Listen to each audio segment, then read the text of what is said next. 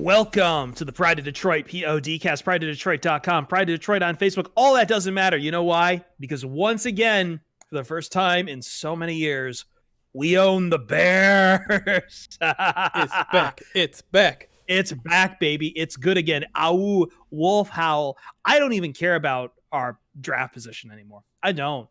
You got to torpedo the last dying gasps of a Chicago Bears regime that still thought it could maybe have a shot at the playoffs. You thought they could somehow turn this around. No, you handed them 6 straight losses. Guess what? They're dead. They're our rivals. They're dead. We wanted them dead, and they're dead. I'm Chris Perfett, the adequate host at Chris Perfett, P-E-R-F-E-T-T. Jeremy Reisman, the fearless leader at Detroit on Lion. How's it going, buddy? Feeling good, man. I enjoy these Sundays when good things happen. Yeah. Sundays simple as that. Should be for good things. Yes. So it's a simple slogan. And I think who will agree is the third man, Ryan Matthews, at Ryan_POD. Ryan, do you agree? Good things Sundays. Good things brought to you courtesy of Darrell Bevell. Daryl Bevel. Wow. We're going to talk about him today. We're going to talk about this game because, we are going to talk about a game. We are going to talk about this game. I know a lot of people are saying the rest of the schedule doesn't matter. I don't care. This was cool. This was fun. And I think some important storylines coming out of this game as I alluded to, the Lions torpedo the last hopes of the Chicago Bears 34-30. And the Bears are now 5-7, sitting pretty in the cellar alongside the Lions. They were at one point, they were singing pretty, man, guys. They were singing pretty at 5-1. They were the toast of the NFC. They were feeling good. It didn't matter if they had to go to Nick Foles or Mitch Trubisky, whoever. It was fine. They got all the pieces to make it work. It's almost like one of the people on this podcast called them frauds when they were 5-1. Exactly. That they would lose a bunch of games in a row, and look at them now. Probably didn't expect them to lose this one, though. Yeah, I don't think any of us expected them to lose this one because they pulled out the secret weapon. In the last gasps of desperation, the Chicago Bears went to their secret weapon. They got rid of and they're like, we're going to go to the one thing we think we know works against the Detroit Lions, and that's Mitch Trubisky. The problem is that the calculation on the Bears, you see, the calculation for you has changed here, brother. The calculation, the algebra has changed here. You thought you were bringing in Mitch Trubisky to go on the Lions being run by Matt Patricia, but you failed to realize these Lions, brother, they're not being led by Matt Patricia no more. No, it's a new day. Yes, it is. And it's Darrell Bevell with the Lions. Maybe that was the difference because you know what? We own the Bears once more after 2 bewildering offensive play calls or decisions, I should say, by the Chicago Bears to end this game. As first, Allen Robinson, let's talk about more like how this game played out, Jeremy, in the fourth quarter, because this game was back and forth a bit. The Lions looked kind of a little slow, a little lost in the first half. And then they slowly got it together. The Bears squandered away a third quarter, once again scoreless. But still, the Lions were down, I think, 23? It was like 23-13 at the half. 10 points down, but the Lions get that touchdown in the third quarter. They bring it in close, and then we get to the fourth quarter where the magic happens. Yeah, I mean, I think the most telling part of that game was that stat line that showed up at the very end that said, first time the Lions have overcome a 10-point deficit and win since 2014? What? Matthew Stafford's career was defined by games like today, and to realize that it's been literally 6 years since it happened again is mind-blowing. And I think maybe leading into my top takeaways, there's Matthew Stafford. Hey, buddy. Nice to see you again. 400 freaking yards against the Chicago Bears team that hadn't given up 300 in a single game this year. Matthew Stafford going deep, making Mohamed Sanu look like a good receiver, making Quintus Cephas look like a good receiver, and no disrespect to either of those guys. They made good plays on their own, but spreading the ball out to 8-9 different receivers, offense looking manageable against, again, a good Bears defense all season. I've been missing this Matthew Stafford for so long.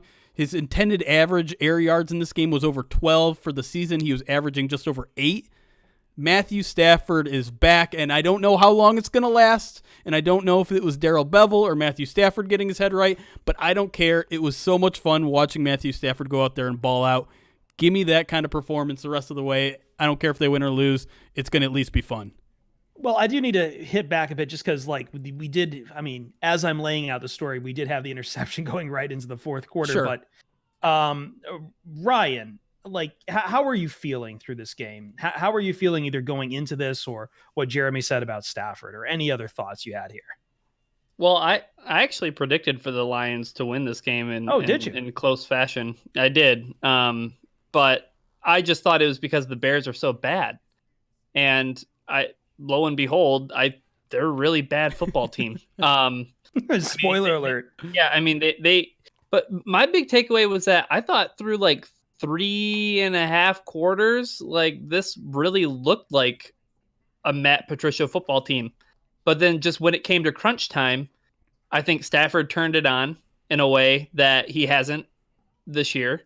And he made, the necessary plays he had to in order to take advantage of, a fortuitous turnover by, Mitch Trubisky that really paved the way for the Lions to win this game. So this really felt like Matt Patricia's Lions, but it was so far away from Matt Patricia's Lions because they came away and they made plays in crunch time. Like Matt Patricia's Lions would have folded and called it good being down 10 points. I think that was the shift. And I think that's where some of the optimism comes from. I think is that the Lions did stuff in crunch time that they just did not do under Matt Patricia. To that end, let's go to the fourth quarter there, because after the fourth quarter starts, Chicago gets the touchdown. As you say, they go back up 10. It's 30-20. And then what happens in that next drive? Matt Stafford throws an interception on a weird sidearm pass intended for Jesse James, goes right to Nichols. And then after that, Chicago punts on the 3-and-out. And then the Lions punt again. And then it's just another punt back and forth. But you expect at that point, you've been picked off. You're down 10. You've got less than, I think, 10 minutes, 7 minutes in the fourth quarter. Yeah, I think the Patricia Lions, they'd be trying to run the ball. They'd be taking their time, not realizing where they are with the score or the particulars of the game. They're just still running their game plan. They're still running like a pre-programmed robot, regardless of the situation. The whole world's on fire, but it doesn't matter. The Roomba has to clean the room. I mean, does a Matt Patricia-led offense go 96 yards in 2 minutes and 15 seconds towards the end of that game? That's what happens after the punts. Yeah. But no, that's what I mean. That was the difference, is that like all of a sudden now it seemed like there was a sense of urgency when, shocker, the new interim head coach is the offensive coordinator. But let's be fair. I mean, this was kind of going on the entire game. Not that to that, there was a lot of Adrian Peterson. I mean, there was a lot of Adrian. 16 carries, I guess. I mean, I think they abandoned. I was just gonna say, I think that there was a lot to the point where, like, I noticed that Kerryon Johnson was off the field so much. Sure. Like, I mean, we'll get into Penthouse Doghouse, but like, I thought, like, yes, in terms of tempo and things like that, I thought they moved a little bit quicker than they had, in weeks prior. And that last, series where they, drive 90 some odd yards and score that touchdown, like that's not a Matt Patricia led offense at all. No. I don't know. I think the difference is at some point, I think they did give up on the run. Like we did start seeing a lot less of Adrian Peterson. I think Patricia would have just kept running him out there just to try to, establish the run or keep someone honest. And then we had that Quintus Cephas long ball for 49 yards touchdown that I don't think we would have seen under Patricia. He would have just tried to nickel and dime down the field instead. So I think those were the two big differences there. And then for me too, it was just the plays coming from the defense near the end of the game as well. You had the fumble forced by Romeo Okwara, who was phenomenal on the day. And we'll probably hear his name again in Penthouse Doghouse, but he forces the fumble out of Mitch Trubisky, which was, I think at that point, like, you're still down 3. That's the turning point in the game right there. Sure. Like suddenly it's not just like the touchdown was cool, but you gave a minute 30 to, you gave plenty of time here to Mitch Trubisky, who has been carving you up and still continue to carve up the Lions to end this game. and you force a fumble on him. Then you turn it around for a quick play and a quick touchdown to go up. Mitch Trubisky still has about 100 seconds to play with, about 90 seconds to play with at the end of the game. And then the defense gets a stop, guys. The defense is what saves the day here, because Allen Robinson, for whatever godforsaken reason, steps out before the first down marker. And then for some godforsaken reason, Matt Nagy decides he's going to run the ball up the middle, 4th and 1. Now, he did have a timeout. I've seen some people saying, why are they doing that with no timeouts? They did have one timeout there. But still, that's not the place you should be going against the Lions, because guess what? They stuffed them. Bam. Game over. I don't like the term "the defense saved the day" in this one. It might technically be true, but they gave up 23. They made 2 big plays. They did. Made 2 big plays. And they played a pretty good second half. I mean, they forced 3 punts. They got a turnover, and they got a turnover on downs in the second half alone. That's good. But they also gave up 23 points to Mitchell Trubisky in the first half. And I mean, like you said, you even brought it up, like the Bears did a little bit to themselves in the second half. I don't know how much of that defensive performance in the second half was the Lions defense and how much of it was the Bears offense catching up with itself. Because you knew at some point, I mean, it doesn't usually happen against the Lions because whatever, Mitchell Trubisky has a Lions voodoo doll or whatever, but he usually makes some sort of back-breaking mistake when he's out there. And guess what? He did. He held onto the ball too long. He fumbled it. At the right time. But yeah, I don't know. I came away very impressed with the offense. Matthew Stafford threw 16, 17 passes, 15 yards or more downfield, which that has to be a record for him this season. He had over 400 yards, which he only did once under the Matt Patricia era. I'm not saying it's a complete turnaround. Yes, they ran Adrian Peterson a lot, but guess what? Kerryon Johnson hasn't been any better this year. Once DeAndre Swift is healthy, which will probably be next week, I think we're going to mostly see him, and I'm going to be fine with that. The Lions just dominated a Bears defense through the air without Kenny Golladay, without DeAndre Swift. We need to give Darrell Bevel credit there. Ryan, your thoughts? Are you giving Darrell Bevel credit there? Do you think a lot of this was the Bears shooting their foot off? Well, yeah, I mean, I think Darrell Bevel gets as much credit as I kind of gave him for making the necessary play calls to get the team to win the game at the end of the day. Having them go up tempo, score on that really long touchdown drive that put them within 3, and then, putting his proverbial foot on their throat and not settling for a field goal and a tie and actually scoring the touchdown to take the lead. I mean, I don't know if I see that with Matt Patricia. And I want to talk about my takeaway real quick. And my takeaway was, man, it's going to take a while to fix the defense. Yeah. Like, I mean, the Bears were the second worst offense coming into today. They gashed the Lions for 140 yards on the ground. David Montgomery had a couple of touchdowns. Mitch Trubisky, I thought, looked pretty comfortable for like a lot of the game. Sure. So yes, I mean, granted, the Lions were missing some players, right? I mean, they were missing Jeff Okudah. But it's going to take time. Like, it's clear that not only was it a coaching problem, but it's like a personnel issue too. So it's going to take some time to fix this defense. Yeah, I think it's going to be a pretty long-term plan, which I think, going back to our coaching recommendations, I know everyone says you just did a defensive-minded coach, you should go get an offensive mind. I think sticking with another defensive-oriented coach might behoove the Lions, just because, as you say, Ryan, there's a lot of work to be done here. The cupboard kind of got messed up by Patricia. It really did. Like, a lot of different talent was either let go, or the wrong talent was brought in, or just, I think the defensive plays that I am marveling at least today, kind of comes because of the absence of Patricia. One of the things I noticed was there were some honest to God blitzes happening. Now, they weren't good blitzes because Everson Griffin was like dropping back into coverage and then getting beat by Mooney. Yeah, I think it was Mooney.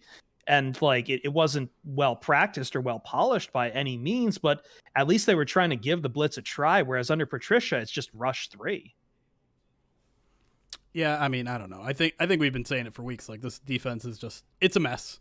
You can try to throw lipstick on a pig. You can try to fancy blitzes. You can do whatever the hell you want.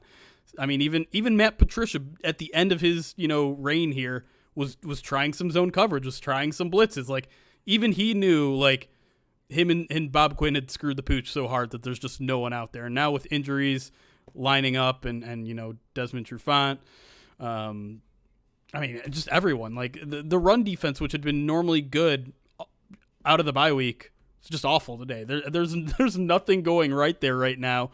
Whether it's everyone's favorite rookie John Pennicini didn't really have a particularly good game outside of his fumble recovery. Romeo Okwara continues to be the only real bright spot, and so yeah, I mean there's just it's this. I think it was Chris Burke put out a gif of like next head coach comes to the Lions. What's your plan for the defense? Flamethrower to a tree. Flamethrower. Just burn it all. Start all over. You're absolutely right. The defense was embarrassing in the first half, and yeah, they got a little bit better in the second half, but it's not going to save a lot of people's jobs. Yeah, so that's my thing though too, Jeremy, is that I was hoping that Corey Unland would feel the creative freedom to ad lib and to kind of try something different, or to be a little bit different than what's been going on for the past however many weeks, because the head guy is not here anymore. And I mean, I can't imagine that Darrell Bevell has his hand too much in the defense. So I think that part was kind of disappointing, was to see a Bears offense that's so bad and a Detroit Lions defense that just played like vanilla ice cream. I think problem too is that, I mean, no matter what Unland does, at the end of the day, it's about the groceries he has too. These are not, I hate to disparage a lot of these guys, but they're just not good players. Maybe there's talent to be had with the next scheme. And I think, Jeremy, you and I were talking about this in the post game. There's only so much of the scheme on both offense or defense that you can tear out in a given week and replace and have these guys practiced up on it and ready to go. And, this firing came on a Saturday. They had to be ready by next Sunday. They had about a week to practice whatever new things they were going to do. I don't think, you're not going to change the entire scheme overnight. Plus it's Corey Unland. He came from the Patriot background. He's a Patricia guy. He wasn't going to change anything. Unland was of Patricia's mind. Absolutely. Yeah. He's the subordinate there. That's the disappointing part though. It's just like, okay, cool. Corey Unland, like, you're just a Patriots foot soldier. Sweet. Like, that's all you'll ever be. Like, congratulations. Like, you're probably going to get a job coaching defensive back somewhere else. Have a good day. Like, with Darrell Bevel, I mean, I think he should view this as less of a we'll get into this later in the third segment. So I'll save that little nugget. Yeah. Well, third segment, we are going to talk about, there's been a lot made this week about Bevel in an open audition for what I won't say. Maybe it's for a head coach, be it here for the Lions or somewhere else, or to be an offensive coordinator, again, either in Detroit or somewhere else. And we're going to grade that and evaluate that. But I think we should evaluate some individual players, because this is the time of year now for the Lions where you do need to keep your eye on individual players, because that's all there really is. This felt good. As a fan, this game felt, this is my big takeaway. As a fan, this is the kind of game I wanted. I'm good for the rest of it. We can initiate tanking protocol or whatever. I kept a little bit of my pride here today. I saw so many Bears fans just kind of like lapping this up, even though they've been cratering and talking bad about Nagy, who, I mean, the Lions might have just handed him his own termination papers as far as we know. But this felt good. I saw some tanking people very mad about this. The Lions, I believe, are now 12th in the current draft order right now. Like, guys, it's cool. It's cool. And you know what? I will gladly take dropping a few positions in the draft for a little bit of satisfaction of beating the Bears. We're supposed to have rivals. We're supposed to have fun. And honest to God, felt good to kick around a Chicago team who, again, like we've talked about it, Ryan, so many dreams coming into this, so many elevated egos at 5-1. And maybe they had a chance at 5-6. The NFC wasn't completely out of the reach for them. They could have gotten back to 6-6. A game out. They were a game out. Yeah. Cardinals, The Lions are a game out right now. The Lions are a game out right now. The third wild card, the NFC, is still. Yeah, I see Ryan's going. Stop it. No, I agree. I agree. But at 6-6, they could have absolutely been in the hunt with a couple of lucky breaks from the NFC West. I'm saying for the Bears at 6-6, they could have been the hunt for the third wild card. Some lucky breaks. Maybe the Cardinals trip up or something, and they could have, or they catch the Vikings. They could have been right there. Instead, you Lions, you shut the casket. You close that off right there. They were reaching out from the dirt, and you threw the last shovel on them. Yeah, I'm happy about that. Me too. I mean, Team Tank can shut the hell up for a day. I'm sorry. Like, 1 week. Just give me this. Just give us a week to celebrate a good win, to finally, I mean, a 9-game skid in division. You know how much that sucks on a week-to-week basis? A 5-game losing streak to a Bears team that's never really been that good? All that sucks. And yes, the Lions probably lost out on maybe 2-3 playoff spots or draft spots in this win alone. You're right. Great. But guess what? It's all going to take care of itself. The Lions are going 1-3 at best over these last 4 games, which means they're still going to be picking in the top 10. They're still, I mean, Darrell Bevell is still going to be 2-3 at best in these 5 games. He's not going to be the head coach. He might stick around as an offensive coordinator. Again, we're going to talk about all that. But like everything that people are up in arms, like, oh, the Lions are 12th now. Oh, Darrell Bevell's going to get the head coaching job. Relax. There's 4 more games left. Things are going to change, and they're not going to change for the better. They're going to lose a lot of games still. They're at best 6-10, top 10 pick. Relax. Just enjoy the moment for now, because guess what? We don't get to enjoy these very often.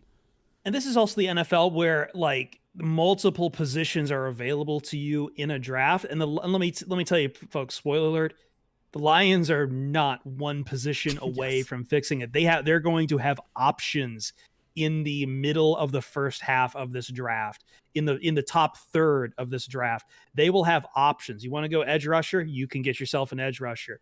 You want to fix the back. You want to get a linebacker and try to fix that mess?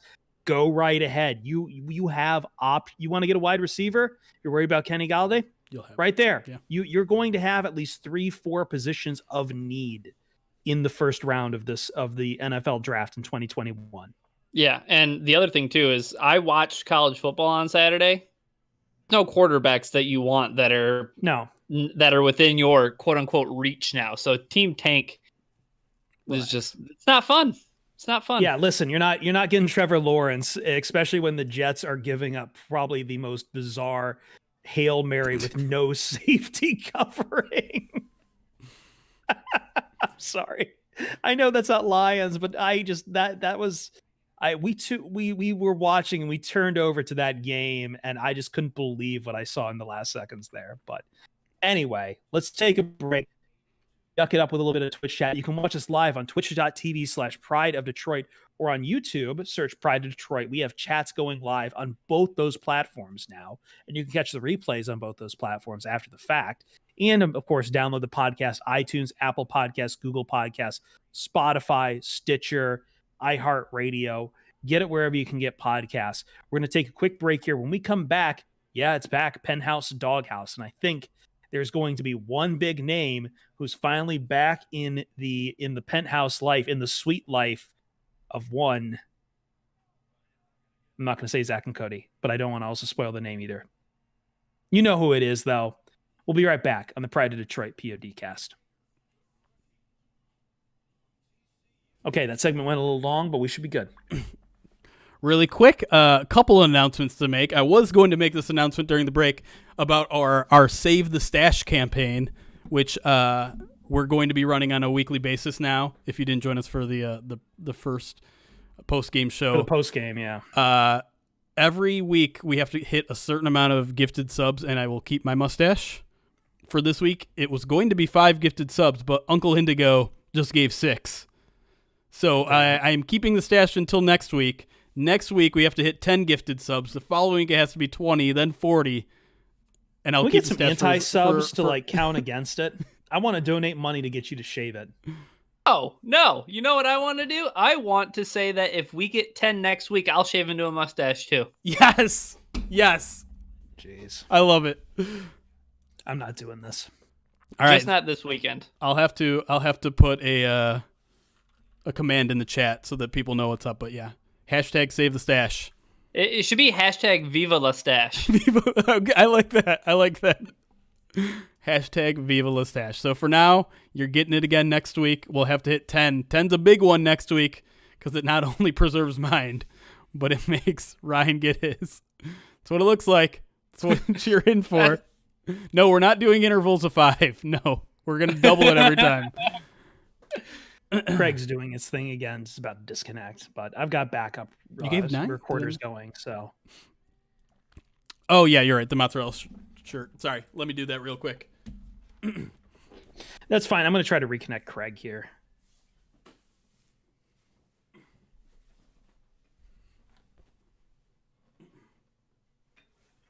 And I think someone said Zazu as well. Let me get Zazu in here. Someone redeemed Zazu. Zazu, come here. Come here, bud. What happened? Why are we doing this? Oh, crap. Didn't mean to bring in Giark. Here's Zazu. Hold up. Let me kick. Zazu. So Craig's timing out. Oh. So I think what I'll do is I'll kick Craig and I'll just have Giark record as a backup. Yeah, Okay. There we go. And I'm recording my own backups anyway, so. Hi, buddy. And as Twitch chat said, the Packers are kind of falling apart. I don't think they're going to lose this game, but No, not to the damn Eagles. they're only Well, up 7. hold on. It's Jalen Hurts now. It is Jalen Jalen Hurts Hurts. is doing Ooh. something. Yeah. Jalen Hurts is doing things, folks. Wait, the Cardinals haven't lost. I thought the Cardinals already lost. Oh, that was the third. No, the they're third down quarter. 10. They're down. They're down 17. The Seahawks might lose. That's insane. The Seahawks at one point, it was like Oh, they got the it ball was in like Giants territory though. the Seahawks game at one point they only had 5 points. It was 5-0 at halftime. Yeah. But yeah, once the Cardinals lose, is it the Vikings that'll be in the playoff spot? Hey Ryan, And the can I ask Vikings you? almost lost. The Vikings almost lost dueling The missed field goals. the Jags had a 64 or a 62-yarder that they just missed. That 7th They spot had it almost dead on too. is going to be Like- either the Cardinals, the Vikings, or the 49ers win tonight. Those teams will all be 6-6. Can we appreciate how Lions are 5-7. weird this? Can we really appreciate how weird today was for that first half of the NFL? Because like you had the Bears Lions game, you had Derek Carr throwing a Hail Mary that had no business going the way it did, but because they're the Jets, they don't put a safe. They just I guess they sent their safety to blitz. They blitzed a bunch on a Hail Mary, which I guess they didn't see the Hail Mary coming, or they're just like, we're not going to let you have enough time to throw downfield or let the receivers get enough time to Something go downfield. like that. Yeah, It was a yeah. ballsy He move, and it did not pay off. No, Derek no. Carr was so bad. He was so It was bad. a duck of a Hail Mary. It was wobbling in air. Oh, and it didn't matter because yeah. that receiver beat the coverage and there was no safety. Well, that was no surprise because it was Henry Ruggs, but like on like Yeah. on a throw earlier, like he overthrew Aguilar by like, and he had Yeah, he Aguilar wasn't- wide open, and he overthrew Aguilar in the end zone by like 6 or 7 yards. And you then could the see Aguilar Texans- just being pissed. And then Nick Martin fumbles on the goal line for the Texans. Yeah, it was a bad snap to Deshaun Watson. Yeah. And then, yeah. So that was another game, and then the Falcons almost beat the Yeah, Saints. They had a They Hail had Mary chances that, at the end. that was pretty close. Yeah, they had a Wow. couple Yeah. of chances. Saints at the end. Saints lock up. They're ready they're in the playoffs already. I think they're going to have that division on lock soon, I think.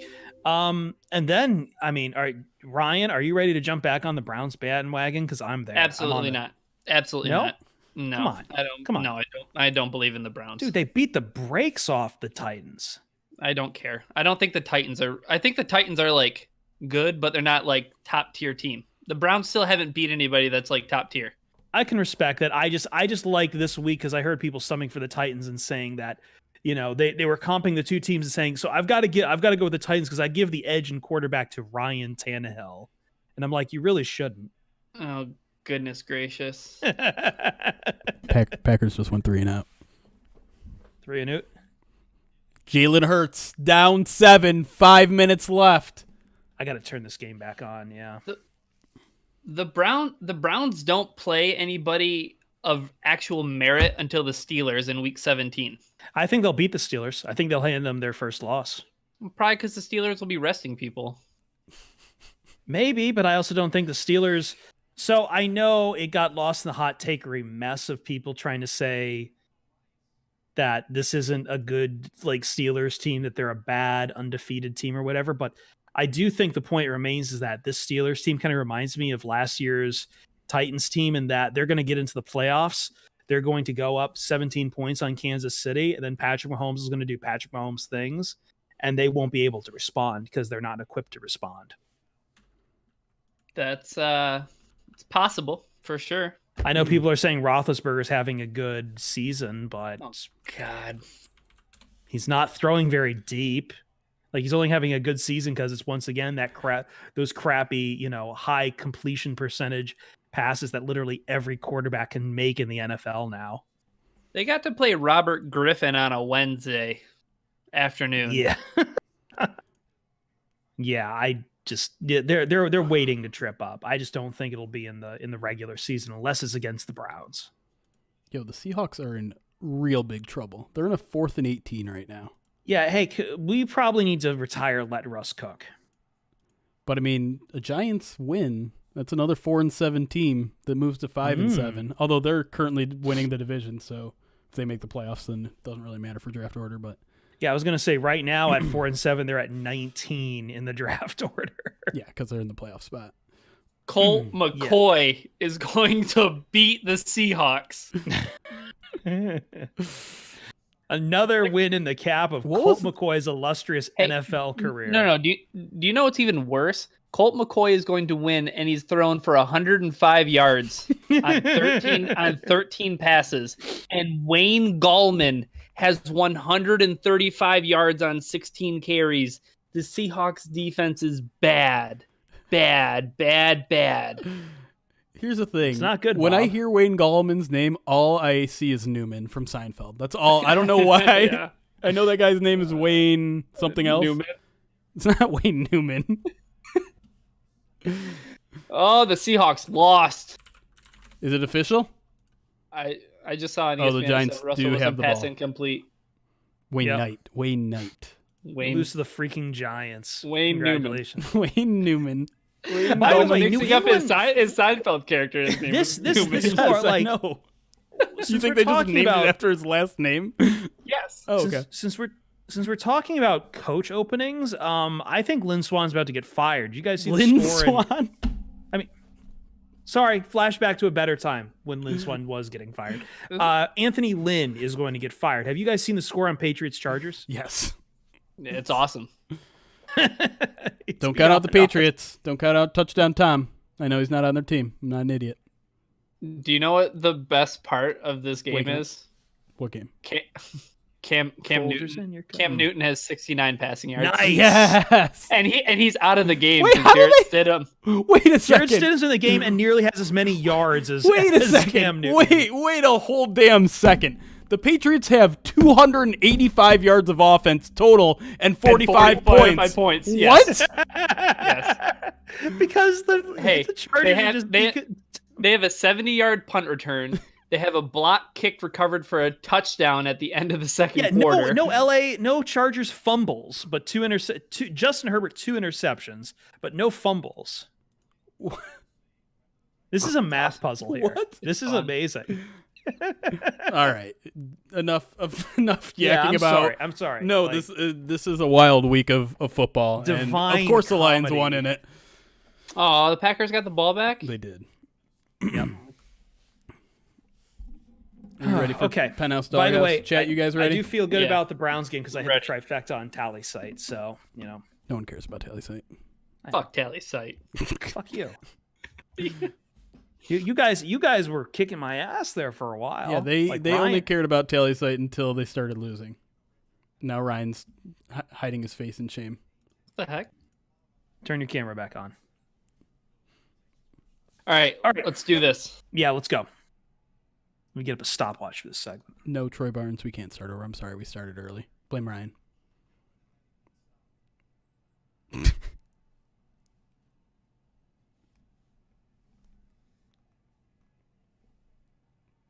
And welcome back to the Pride of Detroit POD cast as we rumble along here. And guess what? Penthouse Doghouse, it's back, baby. It's good again. Where we're each going to give you one player that's moving on up to a deluxe apartment in the sky, and one guy that is getting kicked out and has to sleep with a dog, roll over little doggy. Yes, I am referencing both a TV show theme and a George Thorogood and the Destroyers song in all of this. I am completely washed. I am old. I am not afraid to admit it. I feel the cold hand of death passing upon me just even saying this. I am not cool at all. Anyway, let's move on from my existential crisis to who we thought performed well and who we thought did not perform very well in this game against the Chicago Bears. Can I please start on Penthouse? Please. With the most obvious one here. It's going to the big guy, Matthew Stafford. Matthew Stafford, it's been a couple of rough few weeks, but you know what? You got the keys back, man. You're ready to come back and crash once more. There's no way you're keeping you out of the doghouse. Out of the penthouse after over 400 yards of offense on this Chicago Bears defense, who had all of their weapons back. Khalil Mack, Akeem Hicks. It didn't matter there. You weren't having the offensive line collapsing on you. You weren't stepping into the pocket as it was breaking down. You had the interception. Once again, we got to talk about the sidearm sling at some point, but it's too late for that. But you got other plays home. You knew where your weapons were. If anyone looked more revitalized by not having Matt Patricia around, I didn't know who they were, because Matt Stafford was the one who looked the most revitalized. He played out of his mind.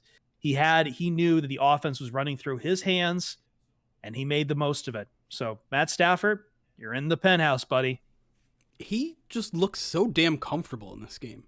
I think the past 3-4 weeks, we kept noticing like he's holding on to the ball too long. He's going through all these reads. He just doesn't look like he's ever getting into a rhythm. He just looked so comfortable out there, like he was running the offense, like it was his offensive game plan. Of course, he'll say, this is kind of the same stuff we've always been running. We just were clicking today or whatever. But like, no, this felt different. It felt like he was in his comfort zone and he was slinging it all game. I think he overshot on a couple early. Like, here's the thing. He played so good in this game where like he missed on a couple deep shots to Marvin Jones early in the game. He had the bad interception that was partially just bad luck that a nose tackle somehow made a one-handed interception on him. But it all is overlooked and easily brushed aside because everything else was perfect. That throw he made to Danny Amendola on that 96-yard drive where Amendola had to make a diving catch was centimeters beyond a Bears defender. There was no window to be had. That was exactly where the ball had to be, and he put it there. And that was just a microcosm of his day, I thought. Ryan, any thoughts there? Stafford up. Stafford up. Staff up. Someone's asking in the Twitch chat if Stafford ever has had a 400-yard game under Matty P. I think last year against the Raiders before he broke his back. Yep, we looked that up. Yeah, in our post game show. Yep, just over 400 yards. Yep. That's the only time though. Yeah, that was the year again. Like we were all thinking, that's why we all thought he was going to have an MVP year this year, because like he was balling out in 2019 and he just came back, looked a little lost. But this is some vintage Stafford. Uncork it, let it breathe, and enjoy. Ryan, Jeremy, who wants to do Penthouse first too? I see Ryan kind of nodding. Yeah, I'll take it. And man, get this guy like some nice slippers, get him a nice robe because it's the first time he's ever been up here. Nice little monogram, maybe even on the bathrobe. On the old bathrobe. Matt Nelson. Welcome to the penthouse. Okay. Welcome to the penthouse, baby. What? Now here, listen here. Tyrell Crosby goes out of the game in the second quarter with an ankle injury. Matt Nelson comes in, and do you know who he has to block? Khalil Mack. Do you know Khalil Mack had one sack that was taken away, but other than that, he was pretty much neutralized the entire game. Matt Nelson played defense at Iowa, and like not even was he was a blip on the radar. He played 5 seasons. He finished his collegiate career with 111 tackles, 12 tackles for a loss, 9 sacks. Okay, over 5 years, 111 tackles. You're a good college player who played defense. Today in the NFL, you were a 6'8" guy who was in charge of keeping maybe the best pass rusher in football off of Matthew Stafford, and you did it. Welcome to the penthouse, buddy. Congratulations, Matt Nelson. The most Iowa name ever. Very Iowa. I'm stunned. Khalil Mack is not on the box score. He's 0 tackles. He got ghosted. He got ghosted. What? That's crazy. He had one sack. He had that one sack that got called back because of a penalty. But like other than that, that's insane. And I mean, that's Matt Nelson, baby. That's Matt Nelson. I mean, I think Khalil Mack was obviously on Taylor Decker's side as well. But yeah, I mean, you got to give him some credit. Stafford dropped backs 42 times, only took 2 sacks, and those 2 sacks only lost him 2 yards. So, and he was really airing the ball out, as you mentioned too, Jeremy. Like these weren't like quick throws, quick reads, or anything like that. Like the offensive line, like Hank Fraley deserves all the credit in the world, I think. I mean, there was one block that our boy Jeff Schwartz put on his Twitter of Frank Ragnow absolutely burying a guy. Akeem Hicks, not a guy, Akeem Hicks. So a dude. He was burying a dude. So, I mean, a lot of credit to the offensive line. I'd like to put all of them up there, but I'm just putting Matt Nelson up there because he deserves it. I think he's totemic of the thing. I'm really curious to see when snap count comes out, because I guarantee you it wasn't this awful guard switching that we've been seeing under Patricia in the past few weeks. It probably was a full unit out there. I'm going to wager that right now. Yeah, I could be wrong. No, I'm pretty sure. Right. Yeah. Like, and that's good. As I've said, I've talked with former linemen like Lincoln Kennedy, and like they always say, we're a unit out there. You don't switch us out. We're not, interchangeable pieces. I think today spoke to that. Maybe. I mean, I don't want to give too much credit to the offensive line because the running game was a disaster, but pass. But I'm also going to turn this around and give a compliment to the running game, because guess who's in my penthouse? Adrian Peterson. I don't care. 2 touchdowns. 57 yards, 3.6 yards per carry. But one interesting fact I just read on Twitter, this is the first time in Adrian Peterson's career that he's had back-to-back games with multiple rushing touchdowns. Huh. That's insane. 2 rushing touchdowns, and they were well-earned rushing touchdowns. The go-ahead one was not, I mean, that's classic Peterson, right? That's 2010 Peterson, where he's plowing people over. He has like a fountain of youth. He works against the Chicago Bears. It's kind of remarkable. That last touchdown, was that the one where he got into the end zone and he spiked it so quick that I was like, hold on. Did he fumble that? Yeah. Yeah. I was like, was that a fumble? Clearly on the replay, like he was just in the end zone and knew it, and then came down with the ball and spiked it. And I was like, that's cool. He broke the plane and immediately spiked. Yeah. I mean, for a guy give it up for AD. Yeah, absolutely. I mean, we've dogged him all year, and I'm 100% guilty of it. And maybe I should eat a little bit of crow. I mean, I still don't think he should be a feature back on this team, but I mean, he's played well in these past 2 weeks, and I think he deserves a little credit for it. Again, not great. I think he's still averaging well under 4 yards a carry. But this team wasn't good in the red zone. This team was trying to find an identity in the red zone for the first 4, 5, 6, 7 weeks of the season. And now they kind of got one. They didn't they didn't attempt a field goal in this game because they were just putting up tutties. And a lot of the reason that, Adrian Peterson. Welcome to the penthouse. So real quick honorable mention that we don't put in the penthouse. Do you guys mind if we give an extra penthouse out to Romeo Okwara? Please. He can hang out in the grotto. Yeah, no, he can chill. He can chill because, like, man, you get probably one of the biggest defensive plays of the day, and you get a sack on Trubisky. But has there been a guy on this we keep talking about how many pieces need to be replaced on the defense, but Okwara, I think, has probably played himself into another short-term contract. Maybe not here, but he'll get some consideration paid somewhere. He'll definitely get paid. He's playing well enough to get paid. That's the biggest bummer of all, right? Like, the Lions have all these guys under contract on defense that they don't want, and Romeo Okwara is the one guy where, like, you might actually want to keep that guy around. And of course, he has a big year in his contract year. Yeah, it's like he's playing phenomenal. Like, he's the one bright spot on the defense right now that I'm really enjoying. And we talk about him, it seems like every week, every other week or so. Just every other week he comes up and he's making one plays or two out big there plays and really providing consistent pressure. I don't know how good his pressure was for this entire game, but obviously came up with probably the biggest play of the game. Got to make room for him in the penthouse. Yeah, absolutely. All right, what are we doing about the doghouse then? I have my doghouse guy. Let's go. He's definitely up there for maybe one of the top 3 worst draft picks by Bob Quinn. Dang it, you're stealing mine. Kerryon Johnson. Oh, that wasn't mine, actually. Oof. Okay. That just shows you how many bust draft picks we have to deal with. I like how Jeremy's like, he's taking mine. No, he's not. Nope. Because that could probably go for quite a few people, quite a few players on this team. But Kerryon Johnson, just an absolute non-factor in this game. An absolute, no show, doesn't have it. It's clearly the DeAndre Swift show in Detroit. Like from here and moving forward, as long as that guy's healthy, he's clearly carved out the lead back role. Hopefully even past this Adrian Peterson thing that kind of went on this week.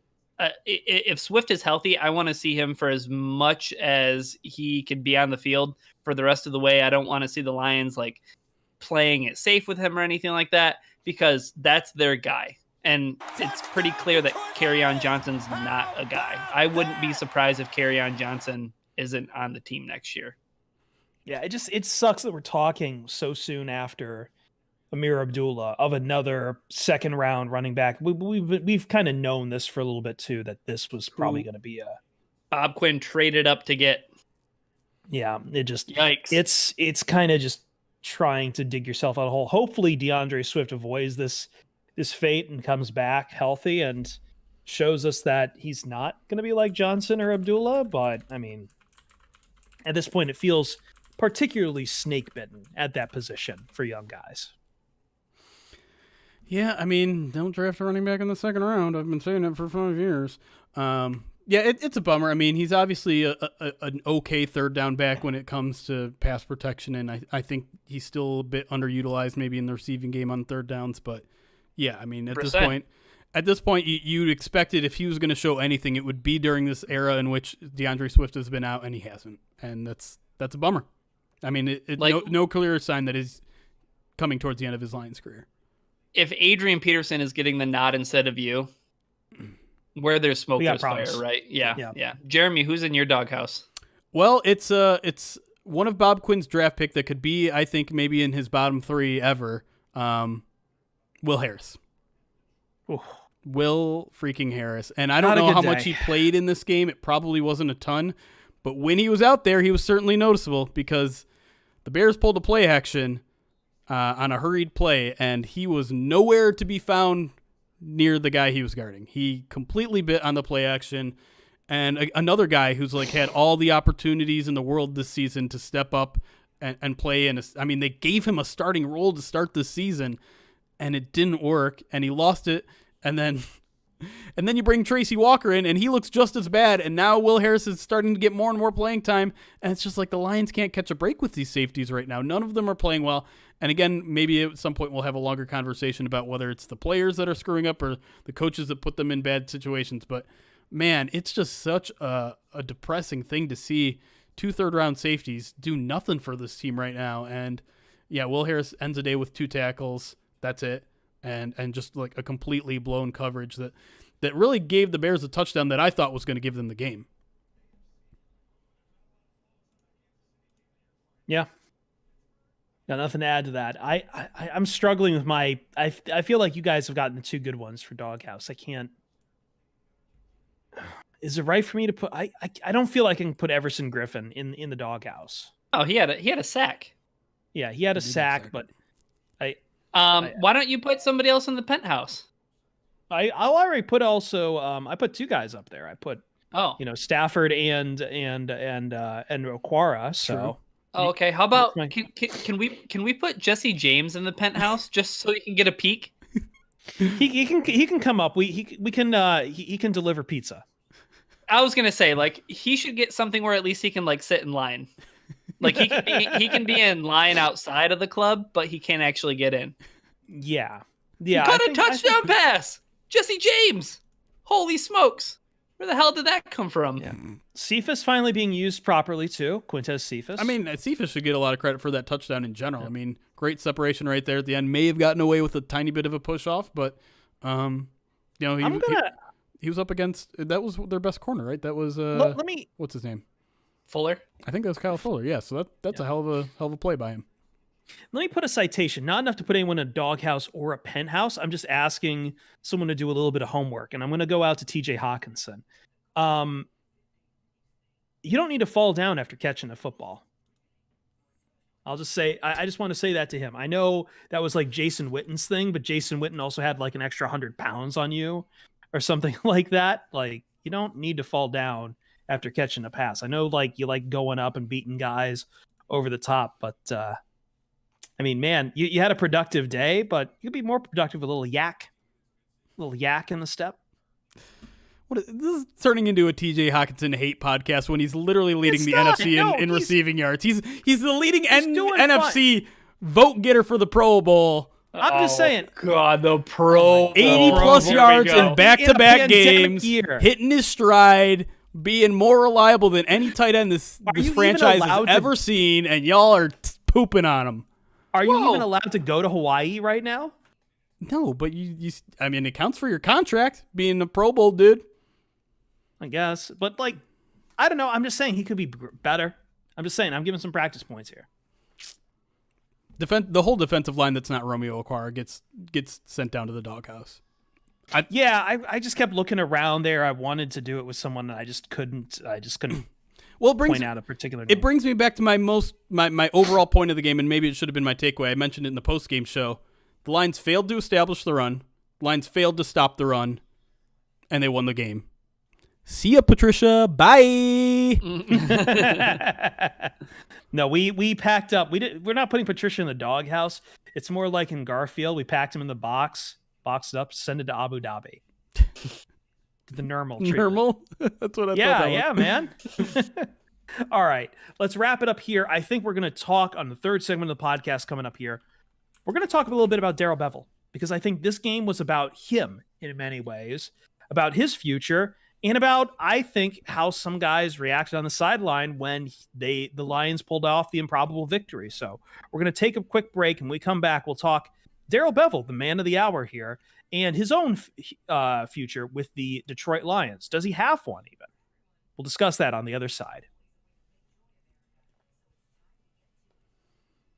Okay. All right. We did get a Ruby request from Daniel Dixon. Oh, God. Yeah, sorry. My nose is like blowing up. Ruby is asleep over again. I'm going to like harass him again. Hold on 1 second. And in the meantime, LJ also gave Daniel Dixon a gifted sub, which we appreciate you. Thank you, LJ. And welcome to the Pride, Daniel Dixon. Be sure to enjoy your new emotes.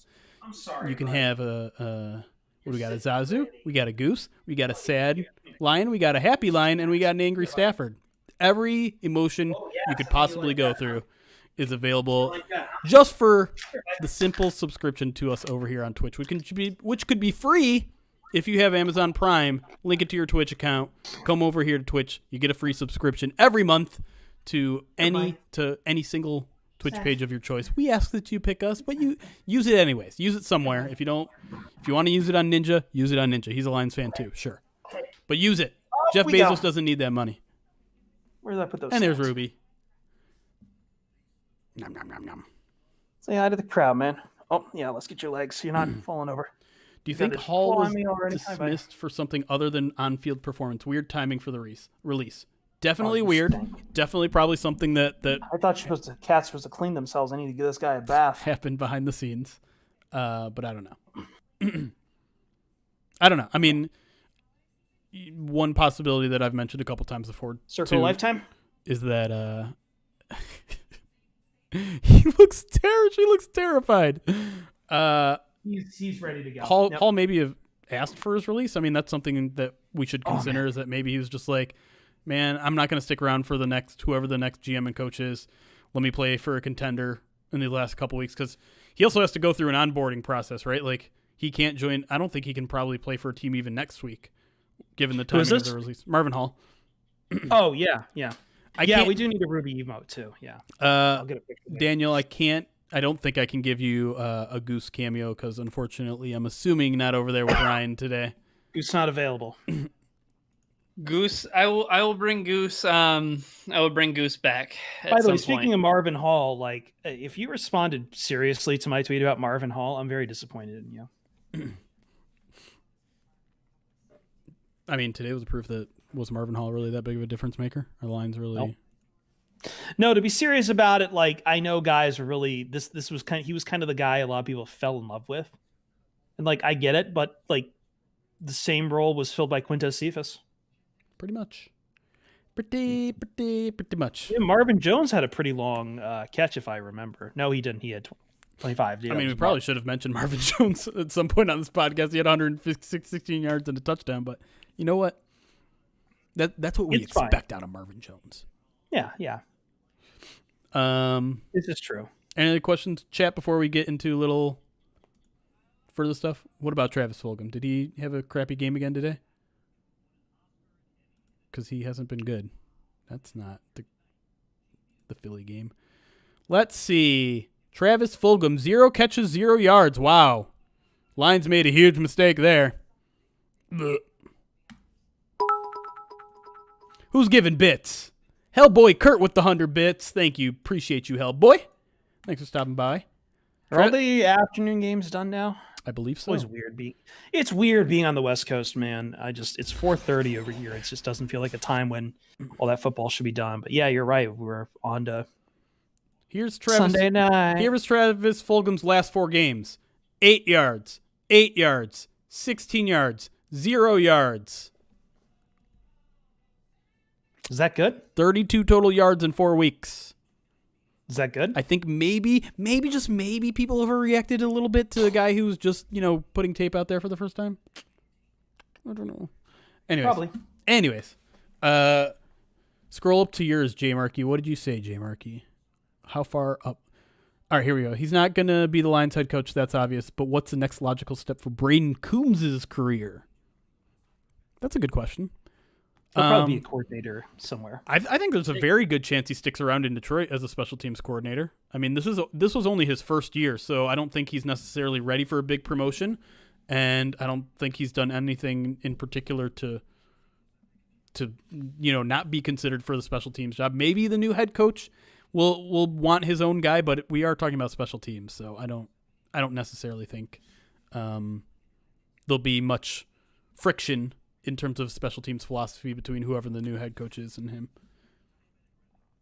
Oh, that's right. I forgot. Everyone has now moved on from Travis Fulgham now to Ty Johnson, who ran for 100 yards with the Jets today. The Lions, like, why can't the Lions hold all these receivers?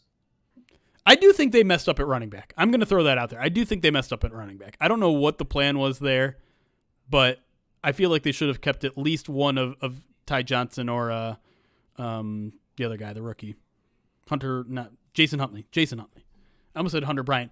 Hey, what happened to Hunter Bryant, by the way? This was supposed to be like his big come out, like, oh, they're finally going to release the Kraken of the tight end, and Jesse James is the one that scores a touchdown.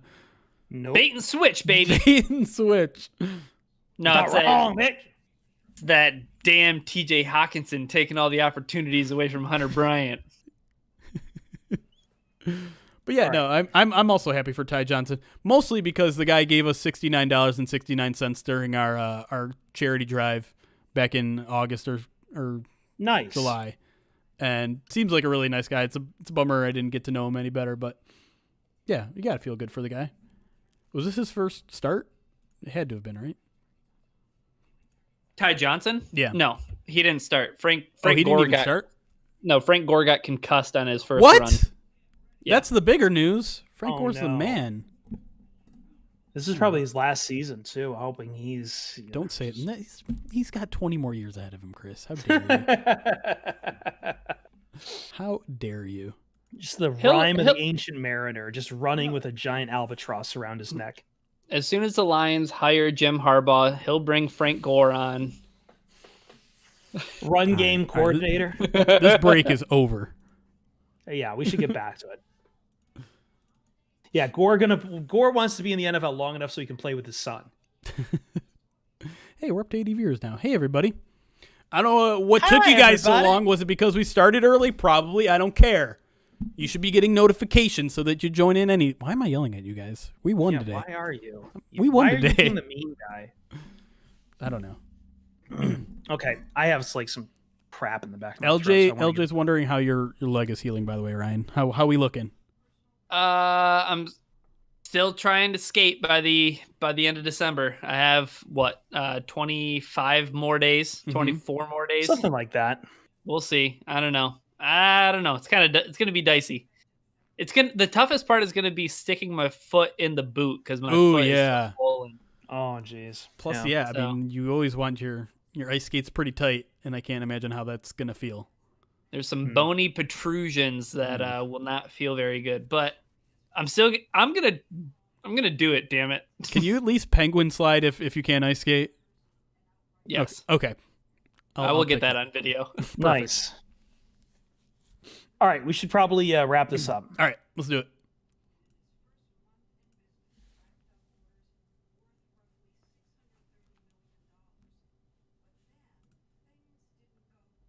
And welcome back. We're wrapping up the Pride of Detroit POD cast here for your Bears-Lions game here in December the 6th as the Lions defeat the Chicago Bears for the first time and feels like forever.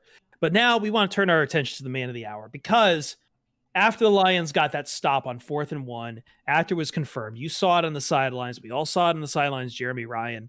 All those guys jumping up and down, slapping Darrell Bevell. Happy for him. Happy. Holding that back for like 30 minutes. Holy crap. Up and down the sidelines, just slapping Darrell Bevel. So happy for him. So just feeling so good for him, man. He looked happy there too. That's not the kind of excitement we've seen in a while in Detroit for a coach, though. Yeah. And you got to feel, I mean, it's a great story. It's a guy who's obviously well-liked in that locker room. It's a guy who's now well-liked by the media because he had a fun week of press conferences where he was super humble. He was super personable. He was charged up. He was joking. He was talking about stuff where Matt Patricia would be like, you know what? I'm just focused on Chicago. Like, instead, Bevel's talking about his haircut and his weird picture with I almost said Aaron Rodgers, with Brett Favre. He's just being personal, and like everyone's just kind of having a good time right now. And so the Lions break a streak of losing 4 out of 5. They beat a divisional foe for the first time in 10 tries. Yeah, people are going to be fun and excited, and it was just like a fun moment for sure. Yeah. So let me ask you then, though, because I think this game, I don't want to say this was like, I think one of the things Bevel at and as others have insinuated that this is kind of almost like an open audition for him. Mm-hmm. Now, I don't think that means an open audition for the Lions head coaching job. Maybe he thinks so. I don't think it'll go to him by any stretch unless he just balls the hell out in the last few games, which I don't think any of us anticipate. So let me ask you then, I mean, because it could be a, audition for something else, probably offensive coordinator, either in Detroit or somewhere else.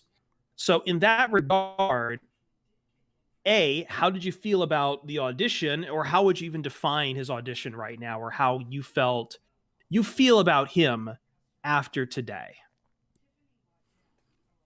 Well, I mean, I'm proud of him. I think he did a good job. I think, like I said, putting up as many points as they did and as many yards as they did against a good Bears defense on the road should be viewed as a pretty big accomplishment, especially for a first-time head coach, especially for a guy, just taking things over with a ton of things on his plate in addition to play calling. Like, that's another thing you have to consider, is that this guy was spending Sundays just play calling on the sidelines every week.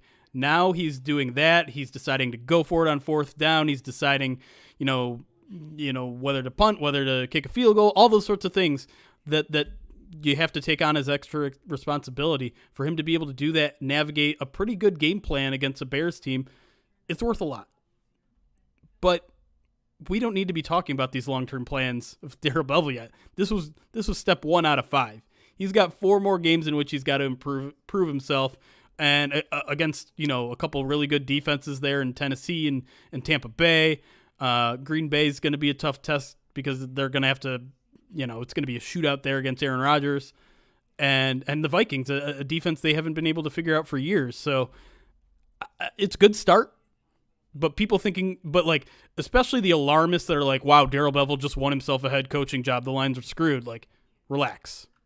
No, you know what? Those are the same people that were pissed at all of us for all of a sudden, quote unquote, like anointing Robert Saleh to be like the Lions' next head coach. Right. Like, you know what? Those are there's a Venn diagram and those people exist in the middle. So, I'm optimistic about what Bevel did today. I'm not going to put all my eggs in one basket and say that he should be the offensive coordinator for whatever head coach takes over. And that was kind of what I wanted to get to in the first segment when I alluded that I wanted to talk a little bit more about Bevel. It's that, like, I feel like Bevel, if anything, this is his audition to be an offensive coordinator again and to do it here in Detroit. Like, I think that's where you can really make your mark. I don't think Darrell Bevel is going to be considered to be the head coach. And I don't think any other teams around the league are watching to see if Darrell Bevel is going to be head coach material. I think that he is an offensive coordinator until he really starts to string some things together. And his newest task right now, Jeremy just laid it out. Like, over these last few games, be the guy who's going to go up tempo, be the guy who's going to be, even if you're going to, now here's the thing where he can make some adjustments. I love the aggressiveness, and this is from a head coaching standpoint, to go for it on 4th and 1 on the opening drive. Absolutely. That's awesome. The play call sucked. I did not like the play call. It worked, though. It should have worked. It was there. But why are you putting it in Jamal Agnew's hands? That's fair. I mean, who do you want to put in their hands in that situation? That's why I'm like, call a different play. Because like you don't have a guy like, hey, you know who that should have been? Marvin Hall. And I understand like moving on from Marvin Hall and wanting to see what some other guys do, but like know your personnel. Like you have a converted cornerback who's making that play. Like he better have showed you that he has the intuitiveness to take the corner and to not stop running. I mean, that was just a boneheaded play by Jamal Agnew. Yeah. But I like the aggressiveness of going for it on 4th and 1. I like that he's willing to make that play call and to trust his offense. Like, that's awesome. That's great. Let's see more of that over these next few games. And I'll start to believe in Darrell Bevel maybe sticking around as an offensive coordinator. There's two things I want to say really quick. One is that I still think Darrell Bevel probably gets a head coaching intervy. I mean that's as just a courtesy. Yeah, I mean, yeah. I don't think they'll take him seriously, but like that's base. I mean, they essentially do that all the time. They did it with the defensive coordinator Terrell Austin. Yeah, they did it. Yeah. And so I wouldn't be surprised at all for him to get a head coaching interview here, but I don't think he's going to win it. Yeah, just to be thorough, the guy.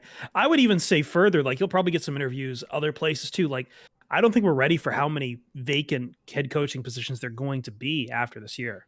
Could be a lot. Anthony Lynn just saw his team lay down in a 45-0 shutout against the Patriots. Matt Nagy is spiraling into insanity. Patricia's already out the door. Gase is probably gone here soon too. Who knows what happens in Philadelphia with Doug Peterson? I don't think he's going to survive much longer. Falcons need to hire a new head coach. I mean, there's a lot. I don't know what's going to happen in Denver. There's going to be a lot of openings. Darrell Bevel might. Yeah. And I mean, maybe not as a head coach, but any of those people are going to need an offensive coordinator for their staff. Sure. And that's why I said, like, I mean, I think he's truly auditioning to be an offensive coordinator somewhere. And then once he can string together a couple of good seasons somewhere, then maybe he can get some legitimate, and you know what, to be honest, like this audition right here, he gets to play head coach.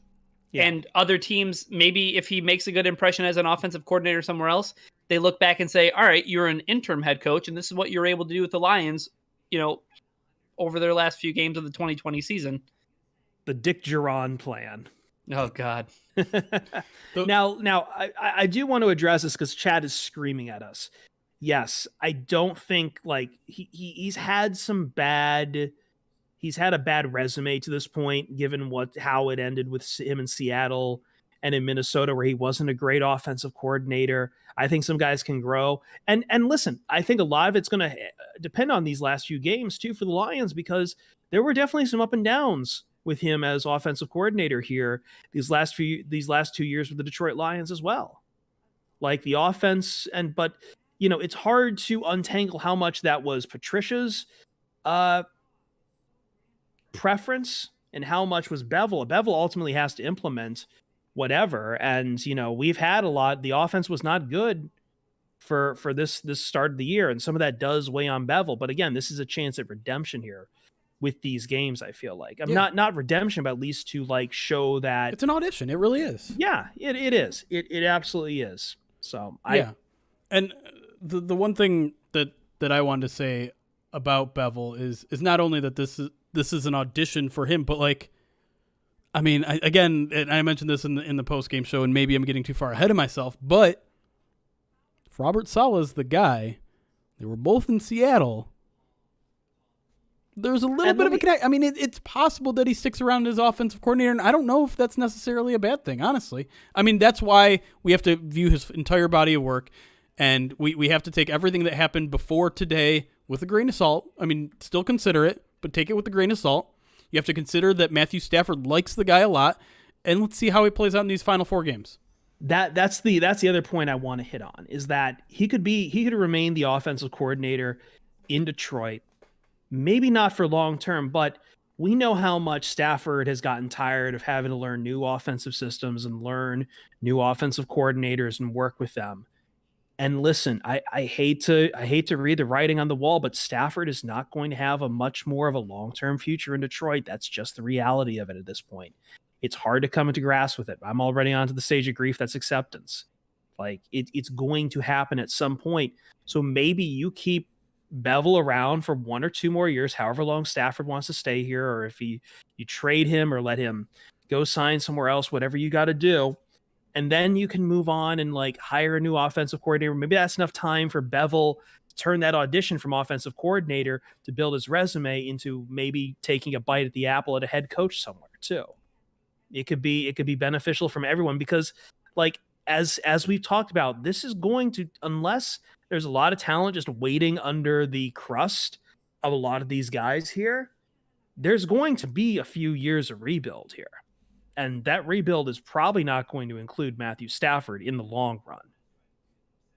And so you can move on from your offensive coordinator a little bit later, but you can have a guy to shepherd that transition in Darrell Bevell. That's kind of risky though, right? Like I think, I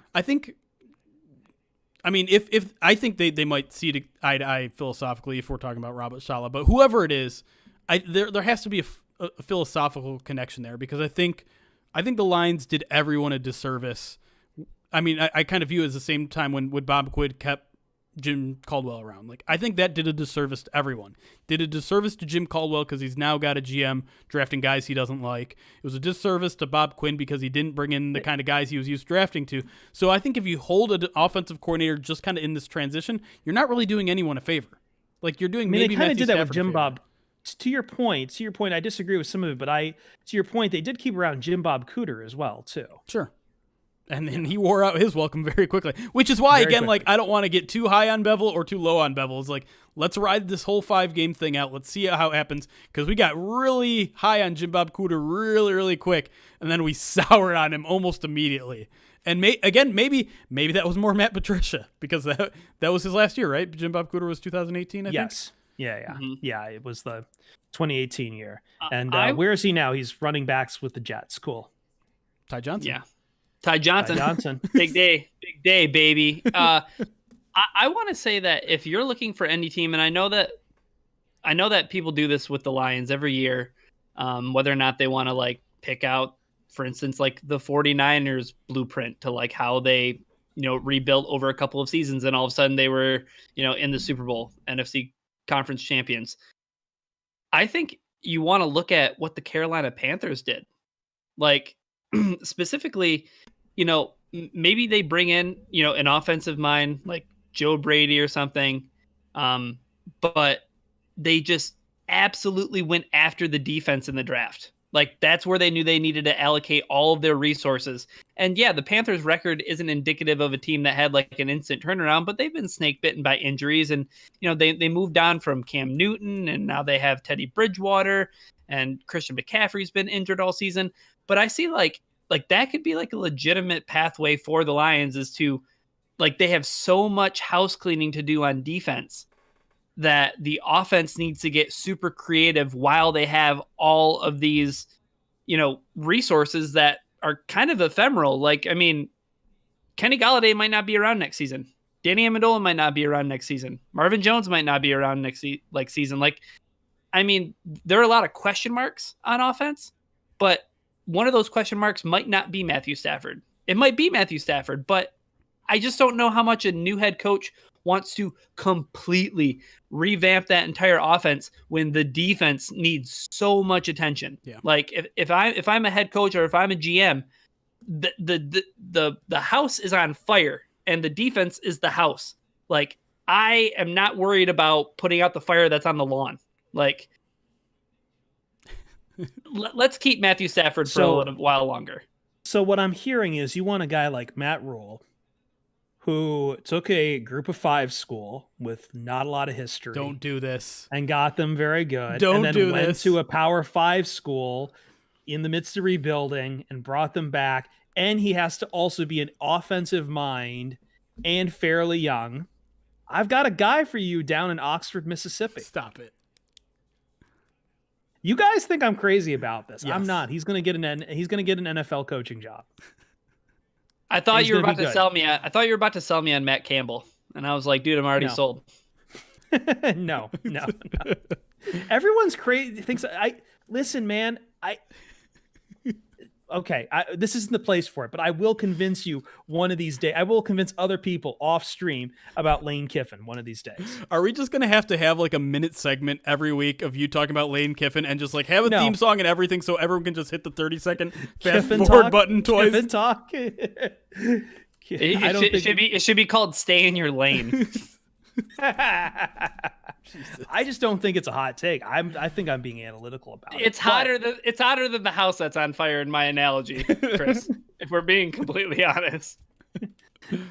I'll address some of chat screaming at me again here after it, because I don't want to derail this with Kiffin talk. I want to get talking about Bevel. So what can Bevel show you in the remaining games? What are you going to be looking forward to? What are you going to be looking for the most, Jeremy, out of what the Lions do under Darrell Bevell as their interim head coach? It's actually very simple for me. It's what he does with DeAndre Swift. I felt like he was completely underutilized for the first 10 weeks of the season. We just kind of saw the tip of the iceberg in his first start a couple weeks ago. Throw him into the offense, and I want to see what happens. There should be fireworks. And I realize, again, it's a tough schedule going forward. Packers defense isn't that good, though. I feel like next week you could really get yourself into a shootout and maybe contend with the Packers for a few quarters. Probably not going to win that ball game considering how well they're rolling on offense and how poor the Lions defense is. But yeah, I need to see some Swift fireworks. I want him as the centerpiece. I want him by week 17 to legitimately be in the offensive rookie of the year conversation. That's how good I think he has the potential to be, especially with all, I mean, look at today. Look at how the offense was rolling. You throw Swift into that, like, you got a good stew going there, baby. Yeah, Ryan? I was gonna say, for me, I just want to see more of what he did with Stafford today. Like, I want to see more downfield passing attack. And you know what? If Swift comes back, I would love for Swift to be a part of the passing attack too. So I think what Jeremy's looking for out of Bevel is something that is also on a lot of Lions fans' minds. But I want to see him just let Stafford. I don't want to say it, but I just want Cook. Don't do it. Cook. Let him cook. Let Stafford cook. Stafford, Shirts let available Stafford, now. Hold let on, Stafford operate heavy machinery. The thing is like, I feel like they cursed Russell Wilson because the Seahawks offense scored 4 touchdowns in each of its first 8 games this season. And then the Seahawks offense has scored a total of 7 touchdowns in its past 4 games. So I just don't want to curse Matthew Stafford with that awful hashtag. But for Darrell Bevel, I want to see him air it out. I want to see him take shots downfield and let Stafford do that Cook. stuff. Cook. Let him cook. Perform open heart surgery. Shoot. I lost. Hold on. Where's my? There we go. Okay, we're back. Sorry. Okay. Well, you're doing stuff on Twitch now, but I think we're gonna have to leave it there. We are over. We are out of time here. We have to deal with some of the fires that are going around here. But final note from all of us: we own the Bears. That's it. Plenty to look forward to left in the season. We are going to talk in a future podcast about general manager options. I know people are requesting that from us after we did our head coaching list cast. In the meantime, you should go check out Ryan's article on prideofdetroit.com. Ryan put out something with some of his top general manager picks, and we'll absolutely be referencing that in our next general manager podcast, which will probably happen once the Lions take an L somewhere here. But we'll also keep breaking down some of the players, but we're not going to try to retread ground too much. I know you guys are ready to move towards the future. We are too. But for myself, for Jeremy Reisman, for Ryan Matthews, download the podcast on Spotify, Apple Podcasts, wherever you get podcasts. And as always, I am Christopher Fett, and I say to you, I will see you Starside. Okay. All right. Chat will hang around for a little bit, but I imagine a bunch of you are going to want to watch Sunday Night Football. I do need to. Go.